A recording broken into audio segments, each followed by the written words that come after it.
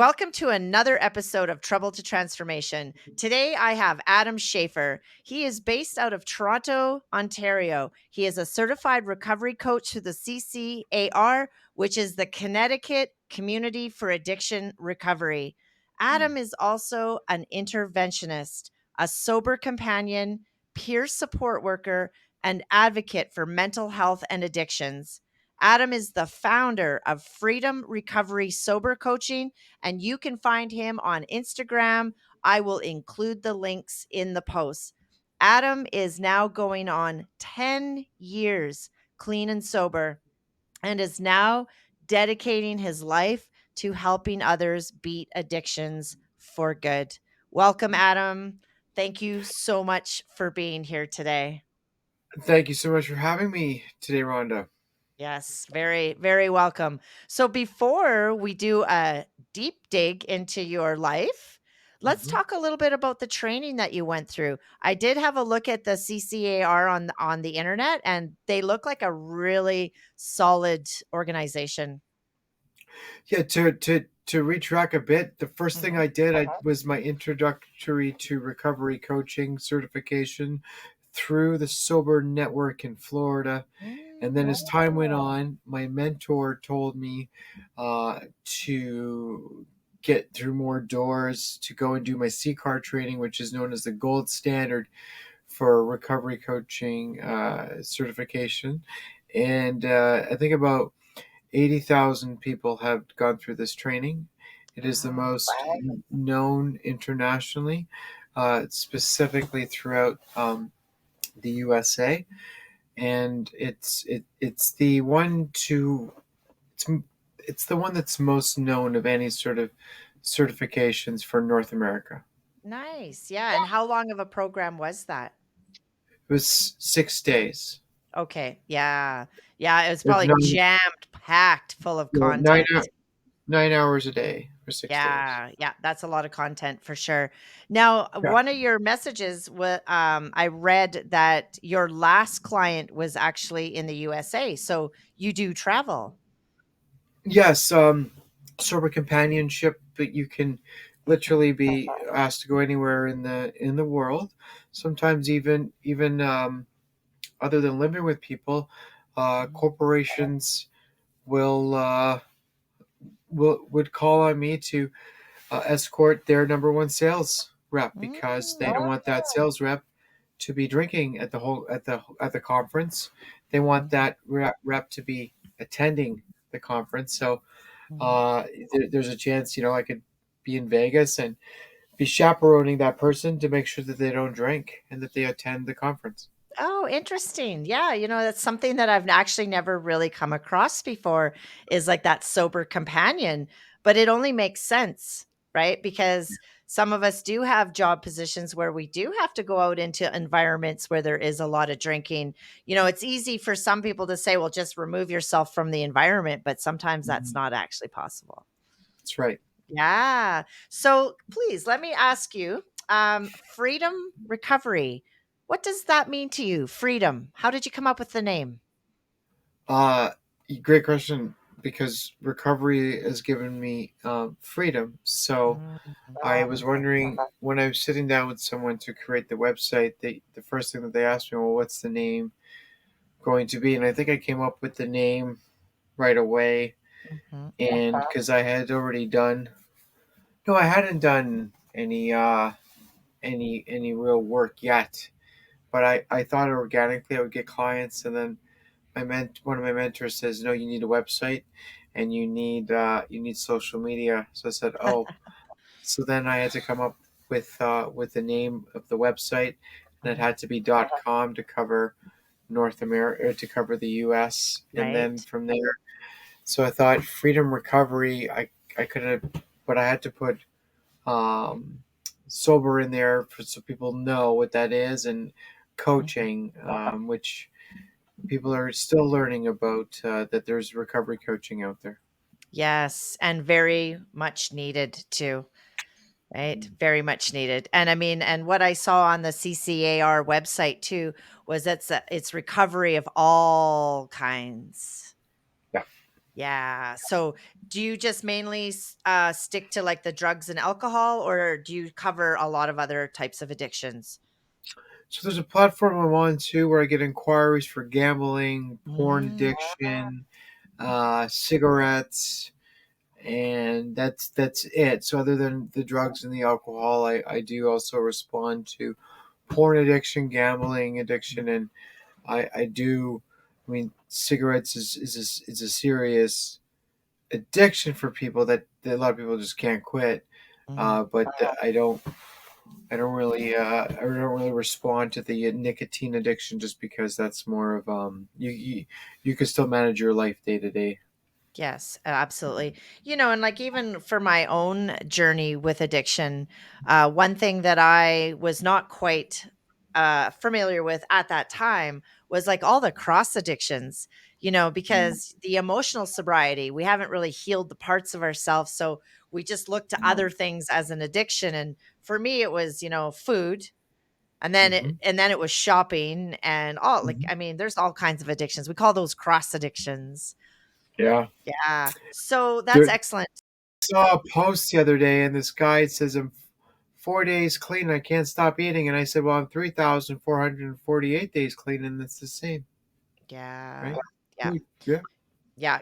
Recovering from addictions, like, Gabor Mate has that very popular saying, it's not what the addiction, it's why the addiction. mm, Addictions is an attempt to self-soothe. So yeah, regardless if it's drugs or pornography or gambling, it's that hit of dopamine that we need, or that yeah. self-soothing. So we tend to reach for other addictions. All right, Adam, are you ready to go down memory lane? Absolutely, Rhonda. Yeah, okay. Because, part of this platform is trouble to transformation. So I want to know where it all started. Yeah. How did it start for you? Because I mean, we don't just wake up one morning and look in the mirror and say, I'm gonna become an addict, right? Like it's a slow spiral.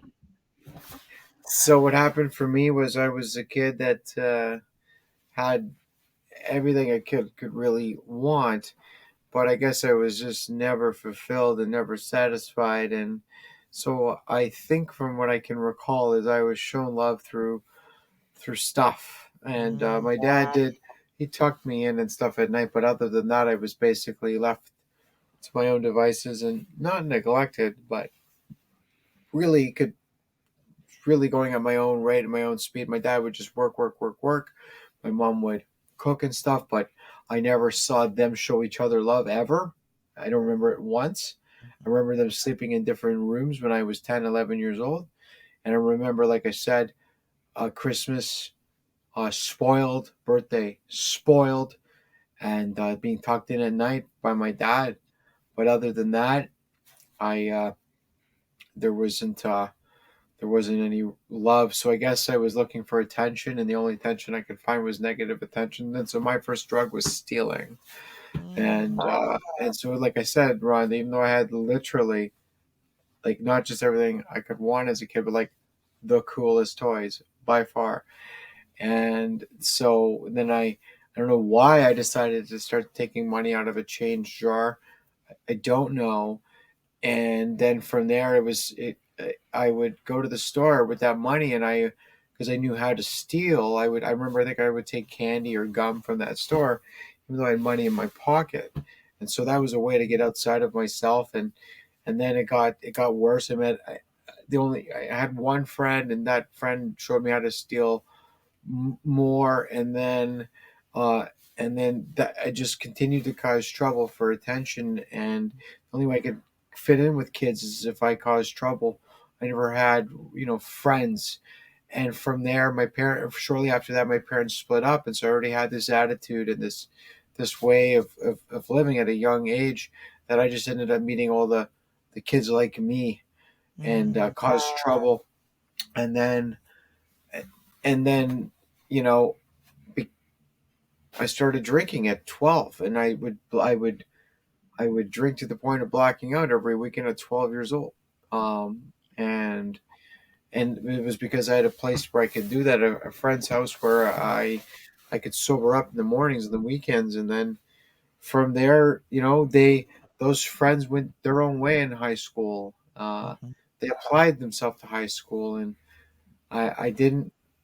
I may have had a learning disability. I don't know, but mhm. uh, nobody really wanted to do what I wanted to do, and what I wanted to do was keep getting outside of myself, and so I found other drugs in high school, Right. and and then that's all my life. It consumed me. That's all I cared about was more of that. And before I knew it, I was in jail at 15 or 16 years old because of crime for to get more drugs. It was Mhm. bad. It was bad at a young age, and it only got worse. Yeah, Yeah, so what I'm hearing is that, you had good parents, they worked a lot, but just not really emotionally available in your life. that's right. Yeah, and so, like, trying to get attention from stealing, like, how old were you when you started stealing? 11. Yeah, that's pretty young, and starting to drink at 11 t or 11 or 12, that's really Yeah, young too. Yeah. Was there any intervention with your parents when you did start to drink and get into trouble? they didn't know I was drinking. Mm. Yeah, were Yeah, you able to stay in school, or were you getting in trouble at school too? yeah. It was grade 9. I was barely in class because I was Yeah. skipping class to get high, and then I got kicked out of that high school. And Mhm. they didn't they still didn't know I had a problem with pot. They didn't know. Then my next high school had less students with more drugs. That was perfect for Mm. me. And then I was suspended a bunch of times. I don't think my parents knew. And then I was still act as though I was in school. On my suspended days, I would still go to school to get high. And then it caught up to me, and then finally my parents found out that my eyes are red, and I have a drug problem.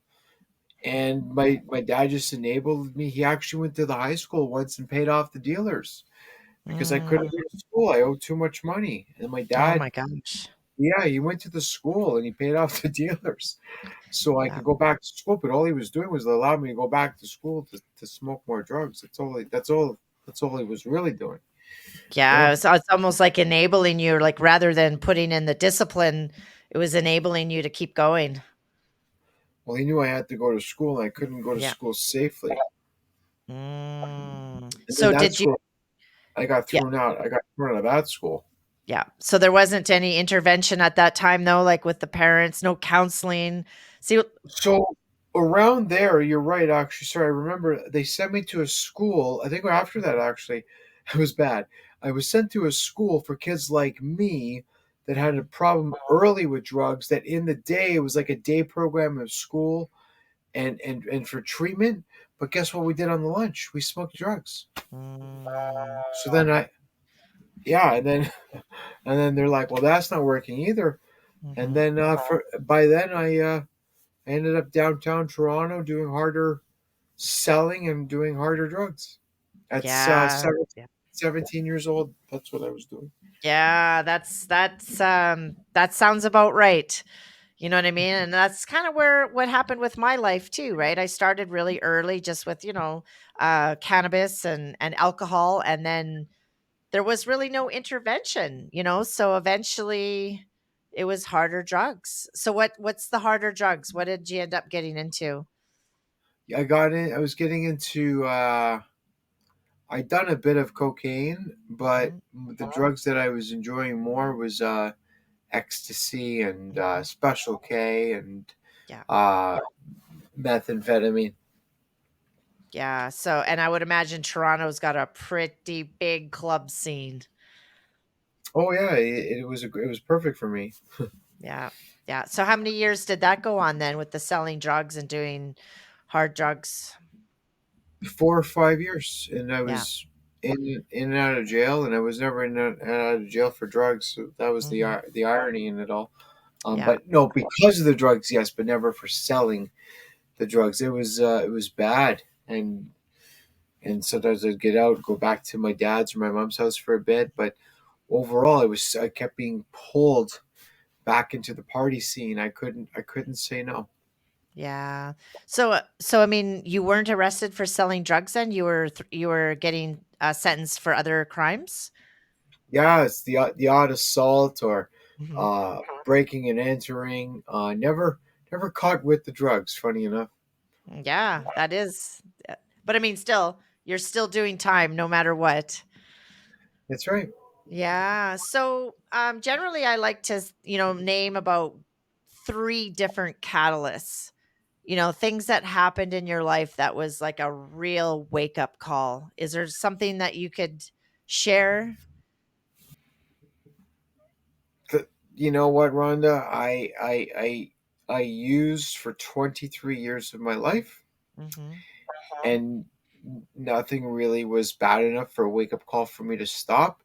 Hmm. I did go to treatment once in 2012 or something like that. It was to like try and fix something, but I finished the treatment, but nobody told me about recovery. I wasn't told about like 12 step the 12 steps or anything like that. I wasn't told, hey, go to a meeting when you get out of here. So like 6 weeks later, I was using again, and but there was like losing apartments didn't matter, going to jail didn't matter. Like the catalyst for most people that would consider it a catalyst weren't for me, because I looked at it as long as as long as I looked good and I had drugs and money, it really didn't matter what happened.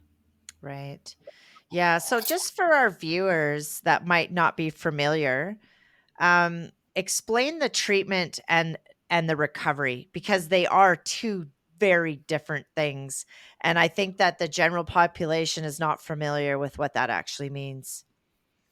It's yeah. So I was talking to a guy yesterday who went to treatment here in Toronto, lives in the Northwest Territories, and we're staying in touch at least when he calls me. And when he told me he's going to meetings after treatment, I'm like, that's why you're going to stay clean, because people go to treatment and then they think that they're okay, and then they think they can go back to their life or even live with their family, and then the safety blanket of their family will keep them clean. Let me tell you, that's not going to happen. You're going to Yes. use again if you rely on the tools from treatment and your family and a support system, and that's all you have. You will use again.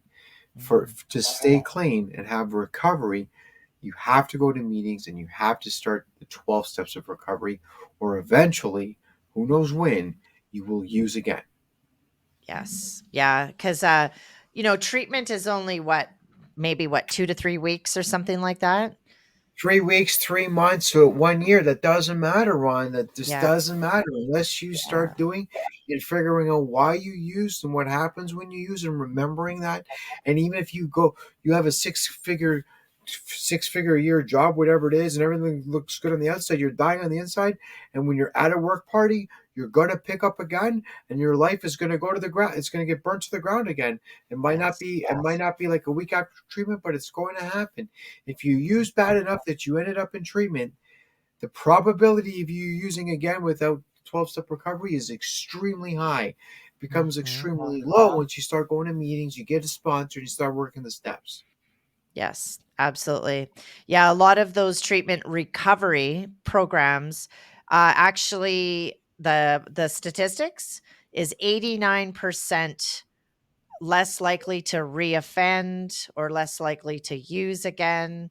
So, I Mhm. mean, the recovery part is extremely important. And I think that a lot of recovery programs follow some of the same models, right? Because you have to learn about anger management, um, Oh, yeah. relationships, emotional regulation, leadership, Mhm. cultural healing. Like there's so many different programs that are part of the recovery, right? Like the emotional sobriety. Yeah. So when you were in treatment Mhm. and you were on the road to recovery, what types of challenges can you remember? Oh, so just for the viewers, well, yeah, it's all into one. This is perfect. So, Rhonda, I left Toronto. I went to Alberta November 8th, 2014. I had no plans to get clean. I had zero plans. It's the last thing I cared to do. I get out there and the plan was to start working when I got there. I didn't work. I was just doing and selling different drugs in a different province. That was all that happened, and I realized this isn't gonna work. I need some help. And then, but November 14th, I decide, or like the 13th, I decided to go to treatment, and then I had to do some things to get in, and then I remember doing those things, and I used November 15th, 2014 for the last time, and then November 16th is my clean date. I haven't used since. And I remember, like, and I started and I was in treatment, and some of the challenges was, like you mentioned, anger. I was angry for like 2 months. And then from there, right away I lost the desire to use. Like right away I was done. I was done. I even want to use again. It was done, except for like one day I was having a bad day. I was like, I should go to the bar, but I didn't go. And then after that, I missed some stuff, and I started going to meetings rather. And then I was not around treatment. And then they were questioning I was clean. They gave me a urine test. I passed it, and then they said, if you miss something else, you're out of here. And I already started the process to get into a recovery house, and I didn't tell them because otherwise they would have told me to leave. I had a dentist appointment, then I ended up falling asleep through some classes, and then they said, okay, you're out. I called up the guy at the recovery house. I said, they're throwing me out. He says, okay, the recovery house isn't ready, but you can stay in a hostel. I said, okay. So then I got dropped off at the hostel with all my stuff. He paid for a few nights. And then I remember the first 5 minutes I had no accountability. I was like, I want to drink. I want to use. And then I remember I was taught to play the tape. I played the tape. And I was like, I can use this much. I can do this. Nobody's going to know, right? Who's going to know? Then I was like, but I'm going to know. And then I didn't want to anymore. And this is what's crazy. I was setting up my room in the hostel, because hostels, you don't have your own room in a hostel. So I got a room with one other person. No one else was in there. I'm setting up the room around it, and I found a bottle of booze, and I threw it away. If I'd found that bottle 10 minutes before that, I probably would have drank it, because I was already like, I could buy this much. I can do this. And I threw it away. I didn't drink. And then I went to meetings, and I was on my own. I was just doing my own thing. And I was in like a central part of Edmonton where there's a lot of bars and liquor stores and all that stuff. And I remember, like, okay, if this and this happens, I'm gonna use, because I had a prescription from the dentist. Even though I told the dentist I'm in recovery, don't prescribe me narcotics, and he did anyway. Yeah, It was, good call. and so I would take it as needed, because I had a root canal and all this other stuff. So I remember it was like, okay, if this happens, I'm gonna take a bunch of pills. And that all that stuff happened that day, and I didn't. Then I started thinking I should sell these pills. Guess what? I threw them away. I think I flushed them down the toilet. I'm like, I gotta get rid of these things. This isn't a good idea. I did need them for the pain I was in, but afterward I had these thoughts. I flushed them. So those two pivotal points at the hostel, in making a decision to not give in. I don't know how I just didn't. There was definitely something watching over me, because that is when and how people relapse. That's it right Yes. there. I'm just fortunate I didn't give in.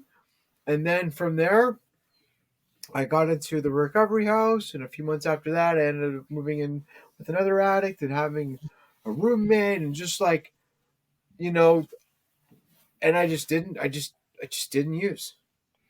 Yeah. So what I'm hearing there is that your environment is really important, right? And I would think that a hostel would not be the safest environment for somebody that's in treatment or recovery, because You get, I've been in hostels.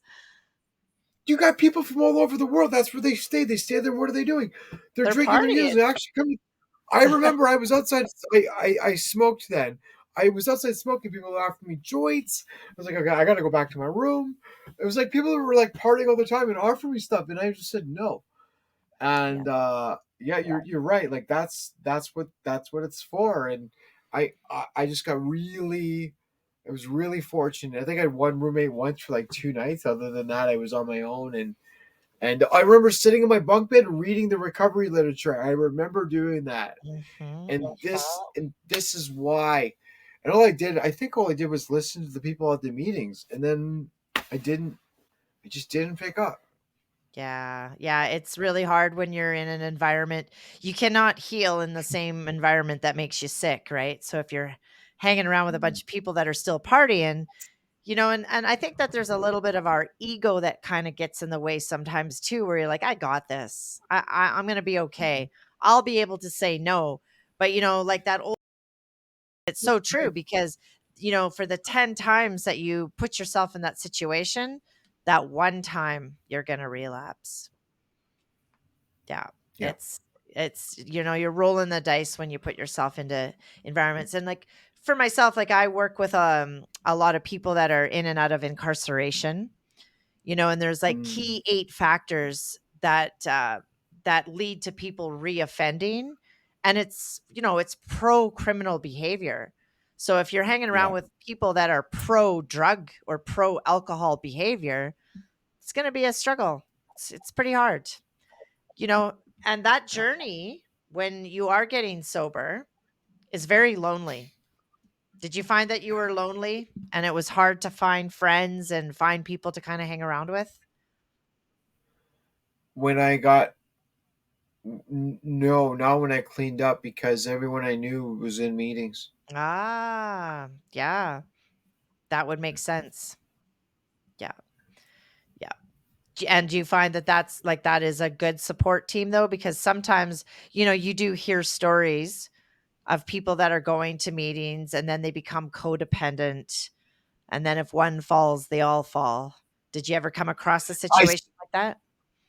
I see that all the time. I see it's people hanging out and it's only them, and I'm just like, they do like everything together. I'm like, I know if one of them uses, there's a pretty good chance the other one.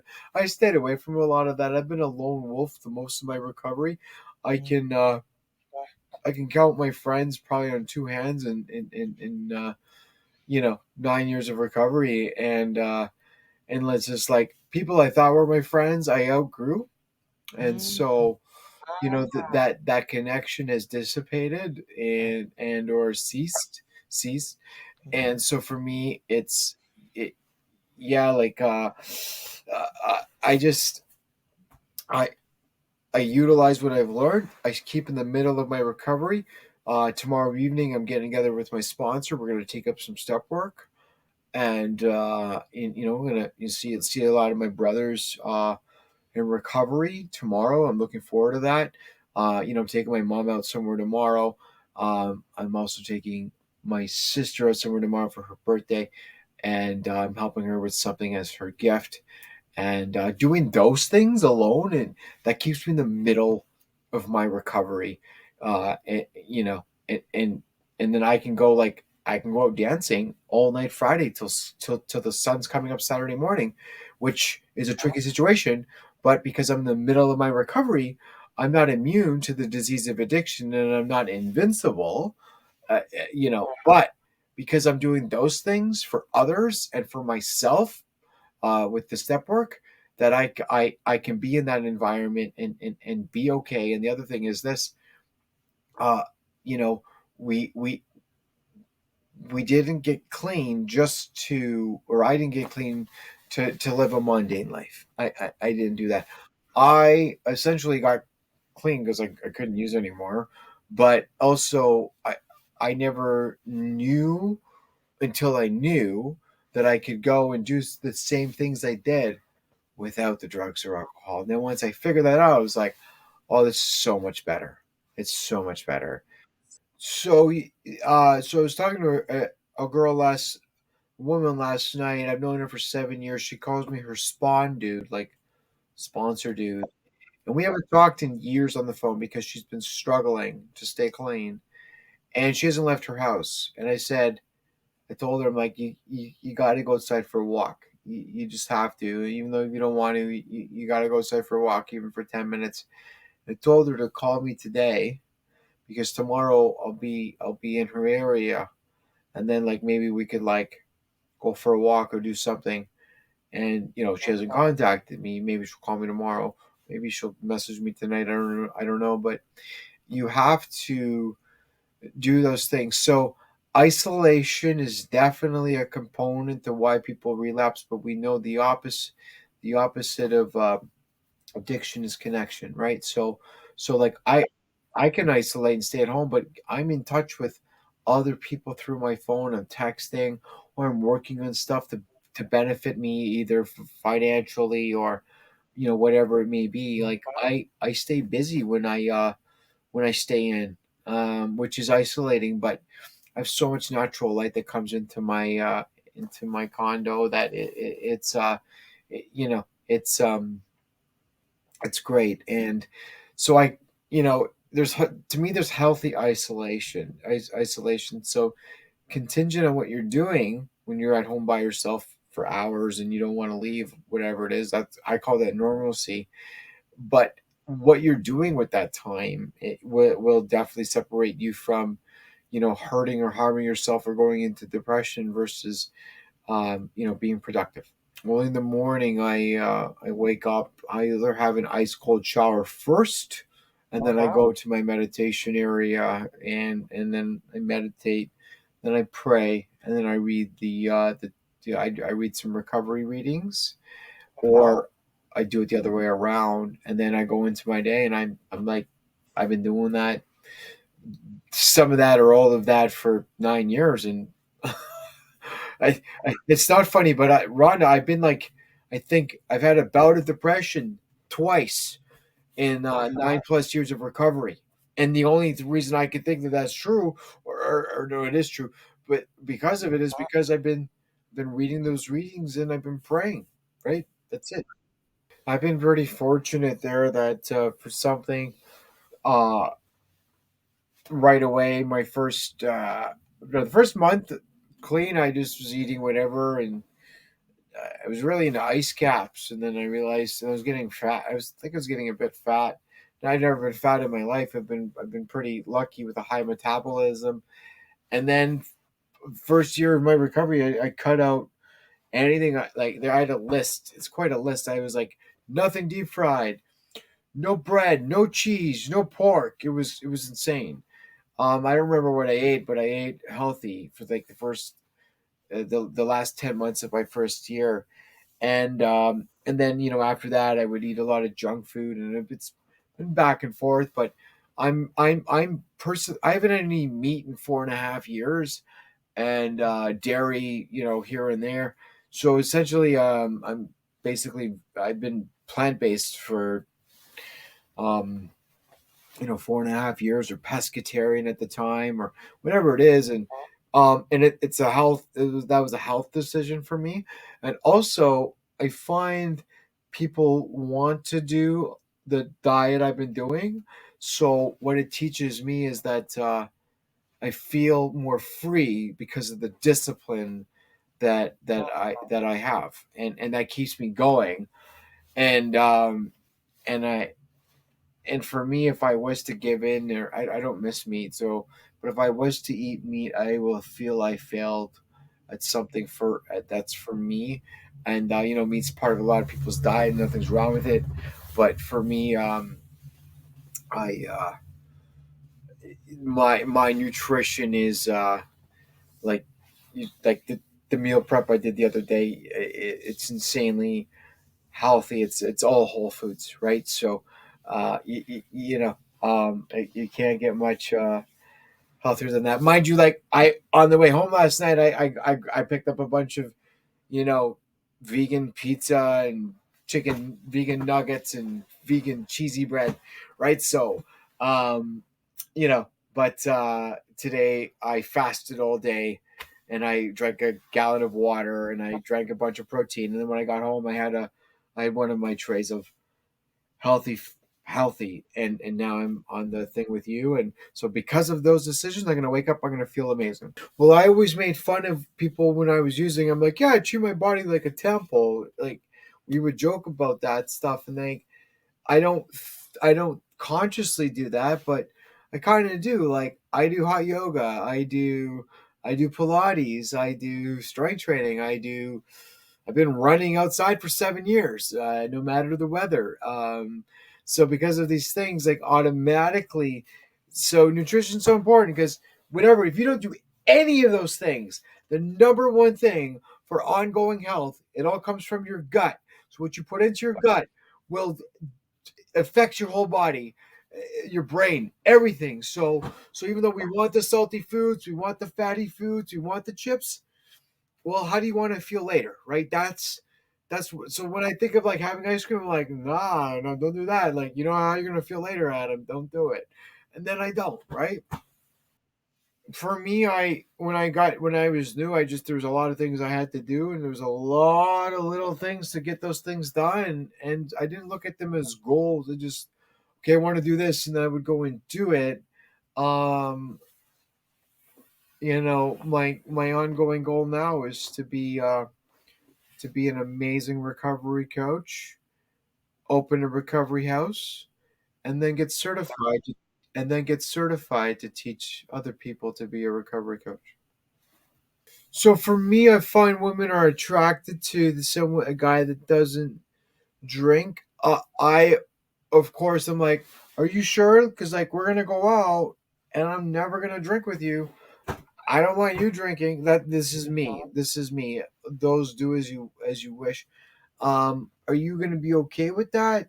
When we're having dinner, you can, and you want to have a glass of wine, you go ahead. But just so you know, I'll be toasting you with a club soda, and if they're okay with that, then let's move forward. I ran into one one incident where they're like, no, we can't talk because like I'm gonna want you to feel how I'm feeling, and um so other than that, for me, it's I think it's been beneficial.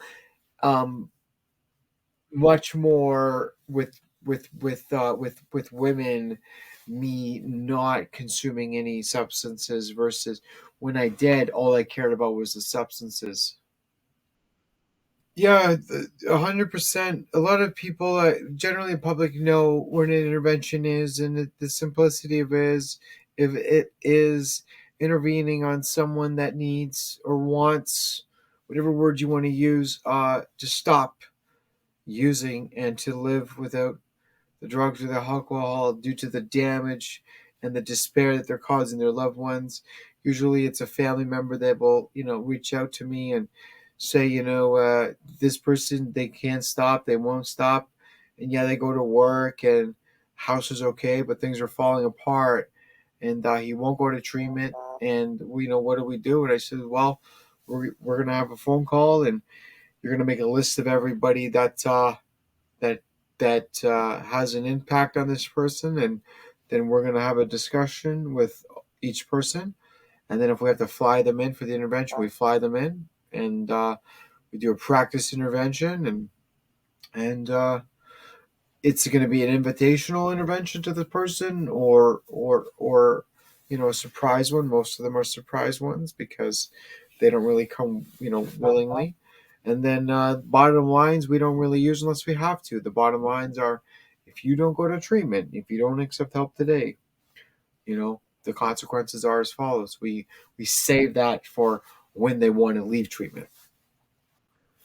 Yeah, for sure. So it actually ties into the intervention. I will transport the client to treatment, because we have a bed ready for them right after the intervention, because that's been arranged, and that would be at a private care facility. And then I'll bring the person. Also, I can be contacted, to jump on a plane tomorrow and you know um, bring them to and meet them where they are, and then get on another plane and bring them to treatment overseas. It happens, or they live close by and their parents want them to go to treatment in Vancouver, so we uh, we jump on a plane and I bring them to Vancouver. Sometimes these are chartered flights. They're it's a yeah. So uh, typically, all my clients or people that hire me, they have money to do such things like immediately, because when it's time, and we can't wait for things to open up. So Things happen very fast in my world, and so or I bring them to detox, or I pick them up from detox, bring them home, and then I live with them. Freedom Recovery _ sober coaching.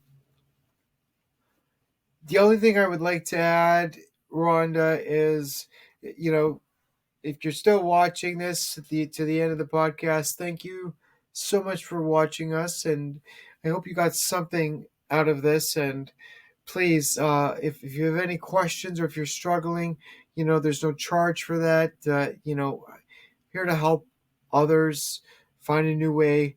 I'm one of those fortunate few that when I chose recovery, I stayed clean. So it is possible. I use the 12 steps of recovery, which is my goal with each one of my clients, is to get them into a 12-step fellowship so they can stay clean and sober, and they can have a life worth living as well.